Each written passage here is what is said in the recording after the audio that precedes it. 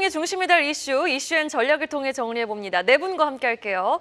야천투자연구소 남인호 소장, 그리고 LNS홀딩스 김선용 대표와 다올투자증권 김성준 이사, 그리고 GL스토리 박창윤 대표와 함께하겠습니다. 네 분 어서 오세요. 자, 재생에너지 분야 소식으로 오늘 이슈앤 전략 출발해보겠습니다. 정부가 태양광과 풍력을 중심으로 한 재생에너지 보급에 속도를 내기로 했는데요.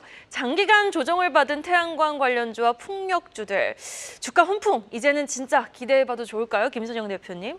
사실 저는 재생에너지 하면 태양광 풍력 쪽이 좀 현실과 좀 많이 떨어져 있는 업종이라고 생각을 합니다. 하지만 그것과 상관없이 주가는 항상 이제 이슈몰이만 되게 되면 올라가게 되니까 뭐 그런 부분 같이 좀 체크해보면 좋을 것 같습니다.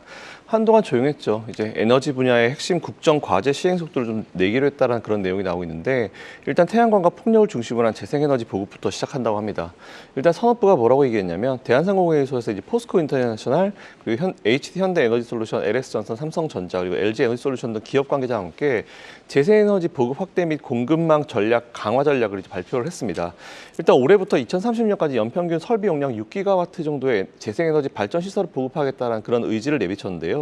근데 보통 이제 이걸 쉽게 이해하실 때 1기가와트 정도가 원전 한기 규모다라 좀 보시면 될 것 같습니다.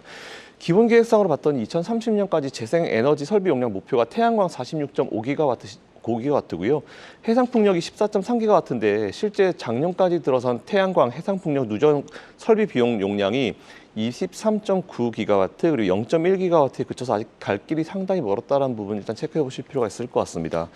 최근 한 2, 3년 동안 재생에너지 관련 보급 실적이 연 3에서 4기가와트 수준이라는 걸 좀 생각을 했을 때는 아무래도 지금부터 상당히 의욕적으로 좀 보급을 해야 달성할 수 있는 수치다라는 그런 생각이 아마 직감적으로 드실 텐데, 일단 산업부 관계가 이런 얘기를 했습니다. 이에 따라서 이제 좀 속도전을 낼 필요는 당연히 있을 것 같고요. 10차 정기분 신재생 에너지 발전량 목표치를 보면은 현재까지 이제 우리나라는 10%에 미치지도 못하고 있습니다. 그래서 2030년까지 21.6% 한다고 하고 2036년까지 30.6% 한다고 하는데 아직까지 갈 길이 굉장히 멀었다는 게 좀 팩트인 것 같고요. 일단 우리나라 정부는 그나마 가장 현실적인 방법으로 아직 개발 초기 단계로 이제 개발 잠재력이 큰 해상 풍력 확대를 좀 먼저 노리고 있는 것 같습니다. 당연히 현재 태양광 편중을 좀 완화하겠다는 그런 내용이라고 보시면 될 것 같은데, 이 계획대로만 잘 된다라고 하면은 우리나라 풍력 발전 관련 기술 괜찮은 기업들 많거든요. 이에 따라서 이런 기업들이 수혜를 받을 수 있을 거다라고 좀 보고 있고요. 그리고 최근에 뉴스가 좀 많이 나오긴 하지만 우리나라에 태양광 패널을 설치하는데 어떤 한 시골에 설치하는데 시골 중심에 있는 지역에 설치를 해서 이게 굉장히 비현실적이다라는 얘기도 좀 많이 나오고 있습니다. 이에 따라서 이걸 좀 잘 볼 필요가 있을 것 같고, 현재 기업들이 세계적으로 이제 재생 에너지 사용 전환 이니셔티브죠. RE100. 사실 저는 이거 될지 안 될지 모르겠지만 저 개인의 생각입니다. 여기에 동참하고 있는데 제가 어제까지 좀 살펴봤어요. 실적을 봤더니 굉장히 미미한 수준이었습니다. 그래서 지금은 그저 돈 내고 이제 인증서만 좀 구매하고 있는 그런 상황인 것 같은데 좀 현실적으로 했으면 좋겠습니다. 현실적으로. 무조건 이제 듣기 좋은 게 다가 아니고 현실적으로 좀 다가가지고 실제로 이게 주가로 좀 들어가고 기업도 그거로 인해서 돈을 좀 벌 수 있는 그런 환경이 좀 만들어졌으면 좋겠다는 그런 개인적인 의견을 가지고 있습니다. 네, 우리 김 대표 말씀처럼 저도 마찬가지입니다. 이제 우리 땅도 좁은데 중국산 태양광 패널 잔뜩 깔아놓고 요거보다는 해상풍력 쪽으로 조금 많이 갔으면 하는 바람이 있긴 합니다. 어쨌든 국내 재생에너지 분야 아직 갈 길이 많이 남긴 했습니다만 오늘장 관련주 상승세 나와주기를 기대하도록 하겠습니다. 이어서 실적 이야기입니다. 셀트리온 제약이 실적을 공개했습니다. 매출은 역대 최대치, 영업이익은 전년 동기 대비 62% 하락을 했는데 자세한 내용은 남인호 소장이 짚어주시겠습니다. 네, 어제 셀트리온 제약이 1분기 실적을 발표했는데요. 방금 말씀 주신 대로 1분기 실적으로는 사상 최대입니다. 970억의 매출 일으켰습니다. 다만 아쉬운 게 있다면 영업이익은 생산 설비 가동 그리고 임상 비용 등으로 인해서 전년 동기 대비해서 약 한 50% 정도 감소한 것으로 나왔습니다. 자, 여러분 셀트리온 제약하면 가장 먼저 떠오르는 약품이 어떤 겁니까? 램시마라든가 딜라트렌, 고덱스, 액토스 등 간장이라든가 이런 부분에서 굉장히 세계 유수의 그런 제약사랑 어깨를 나란히 합니다. 자, 이제 중요한 말씀 드리겠습니다. 여러분들께서는 어떻게 생각하십니까? 저는 우리나라 산업 중에서 아직까지 전 세계적으로 1, 2위를 다투지 못한 산업이 몇 개 많지 않다고 봅니다. 그중에 대표가 뭡니까? 금융하고 바이오다. 그런데 바이오는 어떻습니까? 정말 짧게는 20년, 길게는 4, 50년 투자했지 않습니까? 이제 우리 대한민국 K바이오도 꽃을 필 때가 됐다. 과실을 딸 때가 됐다고 봅니다. 그래서 저는 감히 말씀드리건데 최소한도 여러분들 계좌에 바이오 업종을 한 10% 이내로는 충분히 가지고 계셔도 된다는 것이고요. 개별 종목으로는 5% 정도 투자하시는 게 좋다 봅니다. 자, 이제 셀트리온 제약 주가 한번 얘기해 보겠습니다. 사상 최고점 얼마인지 아십니까? 20만 원입니다. 놀라셨죠? 그리고 가장 낮은 가격은 5만 5천 원대고요. 어제 종가 얼마입니까? 9만 8천 원입니다. 다시 말해서 지금 셀트리온 제약은 바닥이다, 저점이다라고 보긴 쉽지 않습니다. 그러나 다음 달 6월 말까지 이제 셀트리온이랑 합병 이슈가 있지 않습니까? 아마도 제가 봐서는 시너지가 나지 않겠냐. 왜? 제약만 해가지고 한계가 있는데 뭐 생산이라든가 여러 가지 같이 합치게 되면 아까 말씀드렸던 임상 비용, 생산 시설 가동이 그런 그 고정비가 많이 감소될 거 아닙니까? 그만큼 셀트리온 제약한테는 유리할 수밖에 없다. 그래서 저는 10만 원 밑에서는 항상 관심 가지시고 여러분 계좌엔 5% 정도는 투자하셔도 큰 무리가 없다고 판단합니다.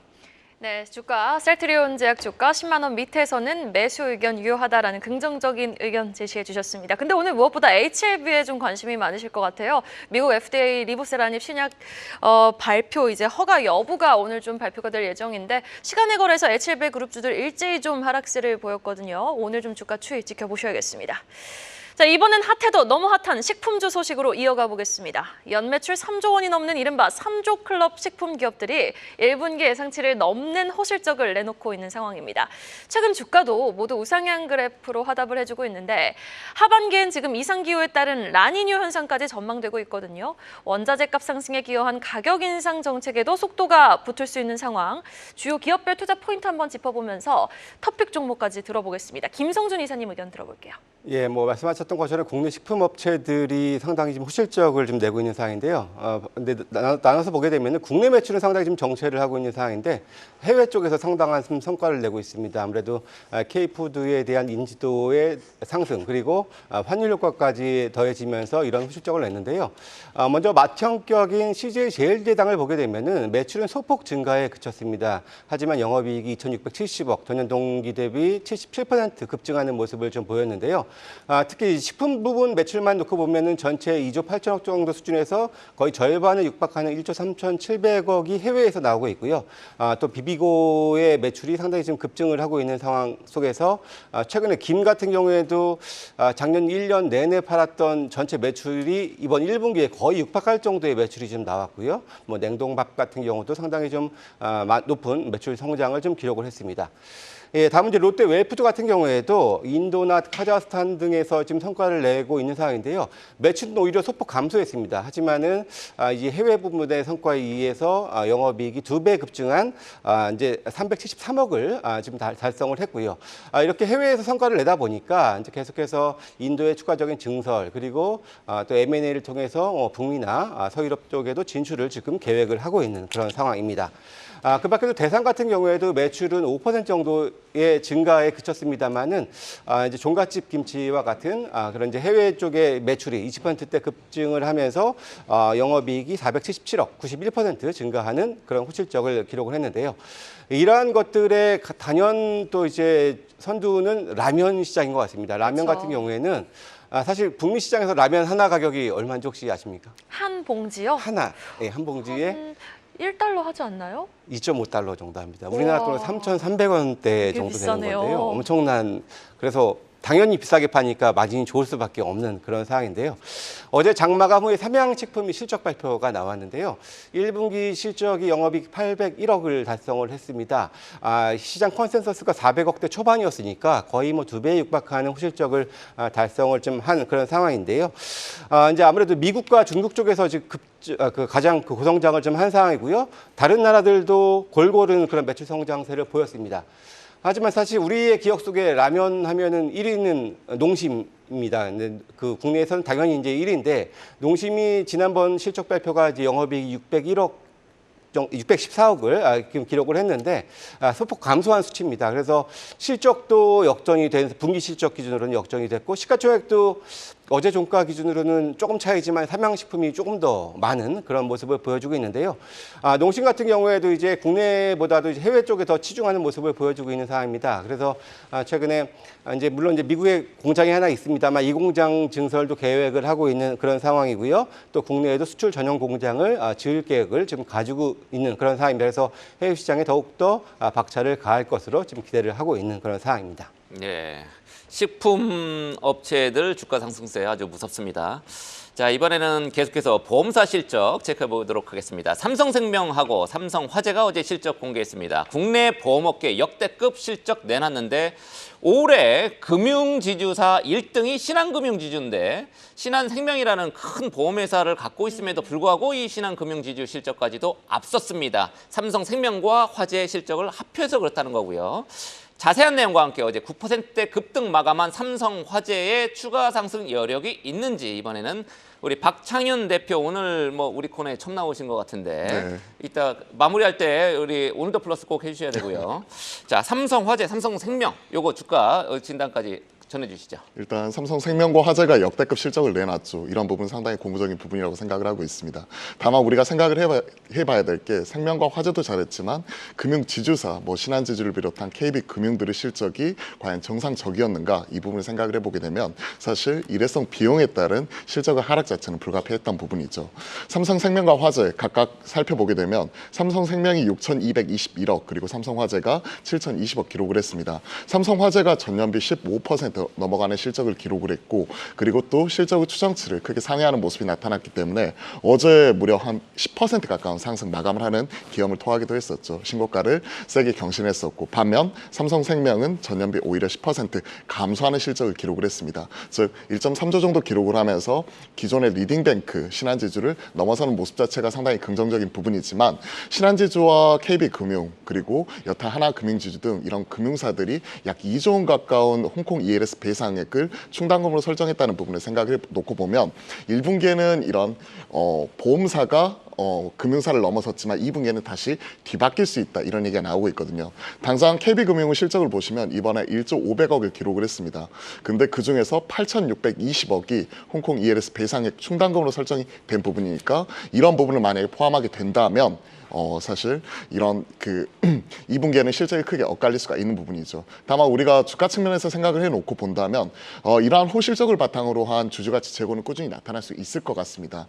최근에 이제 금융사들도 분기 배당, 그중에서 분기 균등 배당까지 지금 나서는 모습이 나타나고 있고 KB금융이 그 첫 삽을 떴거든요. 그러한 흐름이 나타나고 있기 때문에 단순히 우리가 보험사다 그리고 은행이다 뭐 이렇게 구분을 하기보다는 오히려 지금 이런 추가적인 밸류업 가이드라인을 발표하기 이전까지 최소한 이런 트레이딩 바이 측면에서 우리가 꾸준히 관심을 가져봐야 되지 않나 이렇게 생각을 하고 있습니다. 특히 이복형 금감원장이 어제 이제 뉴욕 쪽으로 출국을 했죠. 해외 투자자들 대상으로 간담회 통해서 이제 의견을 수렴을 하고 최종 가이드라인을 설정을 하기 위한 이런 절차에 돌입한 만큼 내달 발표가 예정이 된 이런 가이드라인 발표 이전까지는 우리가 충분히 트레이딩 바이 가능하지 않을까. 그리고 이런 호실적을 바탕으로 또 이런 분기 배당까지도 나타날 수가 있는 부분이기 때문에 오히려 이런 쪽은 빠질 때마다 모아가는 전략으로 좀 긍정적으로 바라보셔도 좋을 것 같습니다. 그럼 하반기는 좀 금융주를 지켜볼 필요가 있다는 의견으로 정리를 해볼 수 있을 것 같은데 탑백 종목 어떤 종목 보세요? 개인적으로는 화재보다는요. 화재나 생명보다는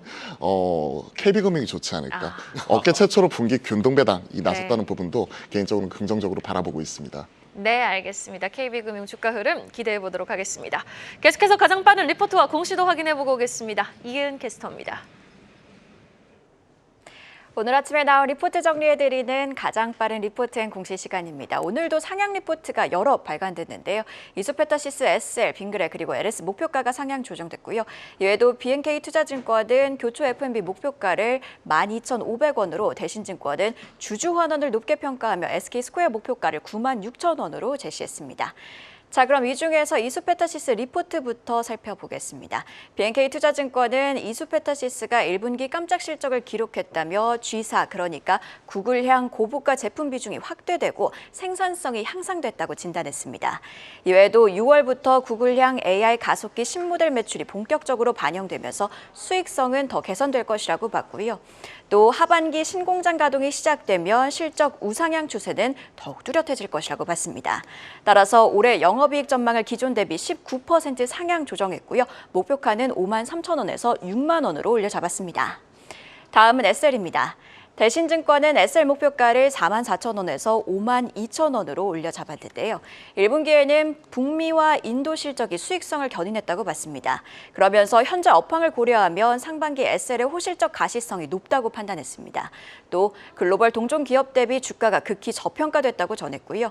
또 올해 영업이익 추정치를 이렇게 상향 조정했습니다. 이어서 빙그레 리포트도 확인해 보겠습니다. DS투자증권은 1분기 실적을 두고 비수기가 믿기지 않는 실적이라고 평가했습니다. 비수기와 비우호적인 날씨에도 불구하고 마진 높은 수출 매출이 성장하고 판매 관리비 효율화 등을 통해 수익성이 개선됐다고 했습니다. 그러면서 수출 매출 비중이 올해는 12.2%로 증가하는 등 해외 매출 비중 확대로 수익성 개선 기조는 계속될 것이라고 봤는데요. 따라서 목표 주가를 7만 8천 원에서 10만 원으로 올려 잡았습니다. 마지막으로 메리츠증권은 LS 목표가를 15만 원에서 19만 원으로 상향 조정했습니다. 자회사인 LS전선의 기업가치 그리고 LS일렉트릭의 시장가치 상승을 반영했다고 언급했는데요. 그러면서 LS전선과 비철금속 소재 자회사인 LSM&M의 호실적이 올해 LS 실적을 이끌 것이라고 전망했고요. 상반기 내 북미 해적 케이블 공장 증설 계획 구체화 모멘텀과 구리 가격 상승 모멘텀도 남아있다고 덧붙였습니다. 지금까지 가장 빠른 리포트앤 공시 이한이었습니다.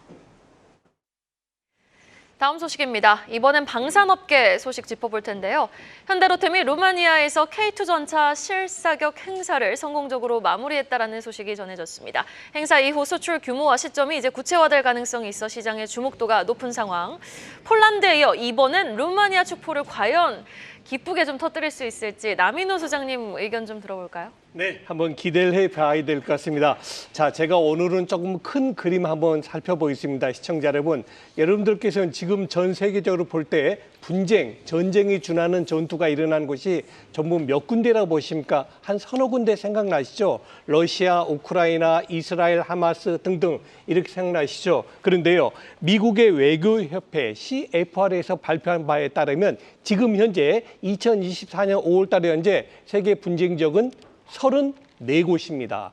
우리가 생각하는 서너 곳이 아닙니다. 지금 세계 모든 각국에서는 전쟁 내지는 분쟁이 계속 일어나고 있다. 그러면 뭐가 필요할까요? 무기가 필요하죠. 저는 감히 오늘 이런 말씀을 한번 드려보겠습니다. 오늘 이 시점 이후에 1년 동안 세계에서 전쟁이나 분쟁이 새롭게 발생하지 않는다면 방산, 관심 갖지 마십시오. 그러나 반대로 오늘 이후에 1년 동안 새로운 전쟁 지역, 새로운 분쟁 지역이 나온다면 반드시 여러분들은 방산에 관심을 가지셔야 된다. 이렇게 말씀드립니다. 무기하면 제일 먼저 떠오르는 게 뭡니까? 성능이 좋아야 되겠죠. 성능. 두 번째가 뭐죠? 가격입니다. 마지막 세 번째 하나 더 있습니다. 얼마나 빨리 만드냐입니다. 아니 전쟁은 지금 당장 일어나게 생겼는데 우리한테 주시면 15년 뒤에 탱크 1000대 만들어 드릴게요. 이거 아무 소용 없는 거 아닙니까? 그래서 가격이나 성능이나 제작 시한으로 본다면 전 세계 넘버1이 어디입니까? 바로 대한민국입니다. 미국이나 독일이나 무기 잘 만들죠. 그러나 가격 대비해서는 우리 한국의 무기가 최고라는 것은 이미 입증이 됐다. 자, 그리고 마지막으로 이제 좀 압축해 보면요. 러시아, 우크라이나가 이제 언젠간 전쟁 끝내겠죠. 이제 다음 주면은 거의 이제 3년이 된다 그래요. 그런데 문제는 이걸로 끝일까요? 안 그렇습니다. 러시아는 옛 소련, 다시 말해서 옛날의 소련 연방, 소비에트 연방의 국가를 계속 공격할지 모릅니다. 그래서 이번에 루마니아라든가 폴란드 같은 곳에서 우리 한국에 손을 내고 있는 것입니다. 다시 이제 정리하겠습니다. 여러분, 방산업은 더 이상 테마가 아닙니다. 항상 여러분들 계좌에 10% 정도는 방산업을 갖고 계시면 좋겠고요. 뭐 전부 아시는 대로 LIG 넥슨이라든가 한화 에어로스페이스, 한국항공우주, 그다음에 현대 롯데մ 등 이런 종목군들은 한 5% 정도 비중은 충분히 보유하셔도 되겠다. 이렇게 정리하겠습니다. 네, 방산업계 수출 기대 계속 이어지고 있습니다. 새로운 소식 업데이트되는 대로 전달하도록 그렇게 하겠습니다. 계속해서 다음 소식입니다. 2차 전지 관련주 부진이 계속되고 있는 가운데 에코프로 그룹의 전구체 회사죠. 에코프로 머티리얼즈의 보호예수 물량 오늘 해제됩니다. 주가 약세 이어가고 있는 배경이 됐었는데 오늘 또 한번 급락이 나올 가능성이 있어서 우려되고 있는 상황입니다. 대응 전략 어떻게 가져가야 할지 박찬윤 대표님. 네, 일단 센티멘탈 악화는 불가피하다고 보고 있습니다. 다만 이제 고점 대비해서 약 60% 정도 밀렸죠. 사실 우리가 에코프로 머티리얼즈를 바라볼 때 패시브가 낳은 괴물, 페나케라는 용어를 새롭게 만들 정도로 시장에서 크게 화제가 되었었고, 이로 인해서 24만 원까지 올라갔던 주가가 어제 종가 기준으로 9만 6천 원대를 기록하고 있는 만큼 고점 대비 60% 밀려있는 주가는 이에 따른 우려감을 상당 부분 반영하고 있다라고 생각을 할 수가 있을 것 같습니다. 그리고 오늘 이제 보호이수 물량이 해제가 되는데, 보통 물량이 해제되기 2일 전, 이 거래일 전에 이런 권리 공매도 자체가 가능하거든요. 근데 이 거래일간 이제 주가 치를 보면 크게 밀리는 모습 자체는 나타나진 않았습니다. 왜? 신저가 부분에서 이미 움직이고 있기 때문에 그런 거죠. 그리고 오늘 나와 있는 물량 전체로 보시게 되면 그동안의 유통 가능 물량 자체는 대략 한 16% 정도였는데, 오늘 쏟아질 수 있는 물량이 무려 32.5%, 즉 기존에 있던 유통 가능 물량 대비 2배 이상 많은 물량이 오늘 한꺼번에 쏟아질 수가 있기 때문에 이에 대한 우려감 자체는 상당한 게 사실입니다. 하지만 그 물량을 브레이크다운 해보면 32.5% 중에서 24.7%가 2대 주주가 가지고 있는 물량이거든요. 24.7%를 시장에서 이렇게 시가로 조금씩 매도하기보다는 오히려 블록딜로 한꺼번에 넘길 가능성, 이런 것들을 생각을 해놓고 본다면 시장에서 단기적인 충격, 영향은 일정 부분 센티는 악화될 수 있지만 당장 이로 인해서 급락이 나올 거라고 생각은 하지 않고 있습니다. 다만 우리가 체크해 봐야 될 포인트가 상당히 많은데요. 24.7% 물량이 가지고 있는 게 BRB 캐피탈 매니지먼트, 즉 이런 쪽은 조합 쪽에서 가지고 있는 부분이거든요. 그렇기 때문에 지금 현재 설립되고 나서 한 7년 정도 지나고 분명히 엑시트를 논할 수 있는 시점일 수밖에 없다는 부분, 이게 첫 번째이고, 두 번째는 이 BRB 이런 대표이사가 윤관 대표인데 최근에 국세청 추징 불복 소송 진행 중에 있습니다. 그래서 당장 직접적인 연관은 없지만 개인적인 이 소송 결과에 따라서 엑시트 시점이 좀 더 빨라질 수 있다 하는 이런 우려감도 있기 때문에 개인적으로는 이에 따른 불확실성이 해소가 되기 전까지는 최근에 신저가 부분에서 계속해서 우하향하고 있는 이러한 종목 같은 경우에는 현 시점에서는 좀 관망을 하면서 좀 더 지켜봐야 되지 않나. 고점 대비 60% 빠졌기 때문에 지금 당장 팔라고 말씀 못 드리겠지만, 그렇다고 지금 적극적으로 물타기 한다든지 순매수하는 타이밍은 아니라고 생각을 하고 있습니다. 일단 이런 불확실성 해소하기 전까지는 좀 더 지켜보도록 하겠습니다. 네, 2대 주주의 블록들 여부가 관건이 될 것 같은데요. 2차 전지 관련주 반드시 성장성은 살아있는 섹터거든요. 하지만 투자 성향에 따른 단기로 놓고 볼 거냐, 중장기로 놓고 볼 거냐에 따른 리스크 관리는 늘 반드시 필요해 보이는 섹터이기도 하니 실시간으로 업데이트되는 2차 전지 관련 뉴스들도 한국경제TV가 발빠르게 전해드리겠습니다. 자, 마지막 소식입니다. 효성 TNC가 시설자금 조달 목적으로 958억 원 규모의 유상증자를 결정했는데요. 지금 효성그룹은 형제의 난이 이어지고 있는 가운데 효성 TNC의 주가는 V자 반등을 보여주고 있습니다. 자, 김선영 대표님, 유상증자 소식이 오늘장 주가에 좀 영향을 줄까요? 일단 뭐 최근에 보면은 SK그룹과 함께 가장 많은 기사를 내는, 어떻게 보면 기자님들이 제일 좋아할 만한 그룹이죠. 효성그룹. 일단은 그나마 거기서 가장 안정적인 효성 TNC, 앵커님 말씀하신 대로 이제 유상증자 결정이 됐습니다. 일단 항상 유상증자 발표될 때마다 제가 그 유상증자 돈 가지고 어디 쓰는지 항상 체크해 보시라는 말씀을 드렸는데요. 뭐 총 몇 가지가 있지만 이건 제가 미리 말씀드렸기 때문에 이건 시간 관계상 넘어가겠습니다. 이번에 보니까 시설 자금 목적으로 하겠다라고 했고요. 이번에 총 958억 3천만 원 규모의 주주 배정 유상증자를 결정을 했습니다. 뭐 기왕이면 뭐 3자 배정 이런 거 해줬으면 좀 좋았을 텐데 뭐 거기까지 안 됐을 것 같고요. 납입일이 12월 31일이에요. 이게 되게 여유가 있어가지고 납입일이 좀 특이하긴 한데 어쨌든 이것도 좀 체크해 보실 필요가 있을 것 같고요.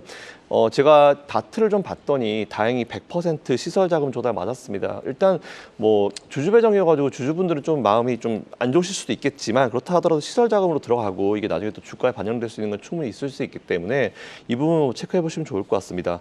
당연히 중국에 있는 스판덱스 공장의 증설을 위해서 지분율에 따라서 효성 TNC가 75% 그리고 종속사의 효성 터키 법인이 25%를 출자할 계획이라는 그런 구체적인 내용이 나왔고요. 100% 주주 배정 증자라 어제자 효성 TNC의 유보율 좀 살펴보니까 5,800%였습니다. 그리고 부채 비율이 159%여가지고 사실 재무적인 상황으로는 걱정할 필요가 전혀 없다는 말씀 좀 드리고요. 어쨌든 좀 안정적인 것 같습니다. 취득 목적은 그나마 이제 보니까 중국 내 스판덱스 수요 증가 및 시장의 점유율 확대라고 밝혔는데 요거까지 좀 같이 보시면 될 것 같고요. 현재 효성 TNC는 인도와 튀르키예 그리고 스판덱스 공장 여기 좀 설비를 확충하는 중이니까 요거까지 같이 한번 보시면 될 것 같습니다. 하지만 이게 기업이 이렇게 잘 운영되고 있는 부분도 있는데 현재 효성그룹은 앵커님 말씀하신 대로 고 조성래 효성그룹 명예회장이 돌아가시고 나서 유언장으로 이제 제2의 형제의 난이 발생하냐 안 나냐 이런 얘기가 좀 나오고 있는 상황인 것 같은데, 회사 내적으로 좀 불안한 상황이죠. 아무래도 이제 이게 경영진 쪽에서 이런 이슈가 있게 되면은 이게 과연 회사가 잘 돌아가겠냐 이런 생각도 할 수 있을 것 같은데 그렇다 하더라도 기업에 나오고 있는 이런 실적 같은 부분들은 나쁘지 않기 때문에 요거 같이 보시면 될 것 같고요. 투자 시 항상 그렇다 하더라도 저는 이제 대표이사가 어떤 성향을 가지고 있는 사람인지 어떤 상황에 있는지 요거까지 좀 같이 보실 필요는 충분히 있으니까 같이 보셔가지고 모니터링 쭉 하시면서 투자 이어가 보시면 좋을 것 같습니다. 네, 우리나라는 뭐 경영권 분쟁이 너무 많아가지고 뭐 효성도 터지니까 뭐 그러려니 이제 생각도 됩니다. 어쨌든 현재 시간 8시 22분 막 지나고 있습니다. 마지막으로 오늘 개장 전 체크해야 될 포인트 어떤 것들이 있는지 김성준 이사가 정리해 주시겠습니다. 예, 먼저 뭐 미국은 오늘 옵션 만기일이 있고요. 그리고 또 4월 경기 선행지수 발표가 있는데요. 경기 선행지수는 뭐 지난달과 동일한 0.3% 하락 정도로 예상이 되고 있고요. 옵션 만기 같은 경우에도 최근에 미국 시장 신고가 갱신 이후에 소폭 어제 조정을 받긴 했습니다만은 최근 변동성 지수가 거의 최저치에 머물러 있는 상황이라서 무난한 그런 흐름이 예상이 되는 상황입니다. 거기에 유로존 4월 소비자 물가 지수 발표가 있습니다. 뭐 근원 CPI 그리고 CPI 발표가 있는데요. 근원 CPI 기준으로는 지난달에 2.9에서 이제 2.7로 예상이 되고 있는 상황인데요. 최근에 유로존에서 스위스, 스웨덴, 체코 등이 이제 금리 인하를 했는데 이제 이렇게 또 이제 물가가 또 하향 안정화되는 그런 흐름이 계속해서 나온다면은 6월 22에서 다시 더 금리 인하에 대한 기대감들이 더 커질 수 있는 것으로 기대가 되는 상황입니다. 또 중국은 4월 소매 판매 산업 생산 발표가 있는데요. 최근에 중국이 지표가 일부 좀 개선이 되고 있는 상황인데 이번에도 지난달 소매 판매 기준으로 3.1에서 3.9로 그리고 산업 생산은 4.5에서 5.4로 개선이 될 것으로 지금 기대가 되는데요. 우리나라 시간으로 11시에 발표를 합니다. 그래서 이런 지표 결과에 따라서 중국 관련주들이 조금 더 움직일 수 있다는 점들도 참고하시면 좋을 것 같습니다. 또 이제 ICTK라는 회사가 오늘 신규 상장을 하는데요. 이 회사는 세계 최초로 복제 방지 기능을 기반을 하는 보안 칩을 상용화한 이제 반도체 팹리스 업체인데요.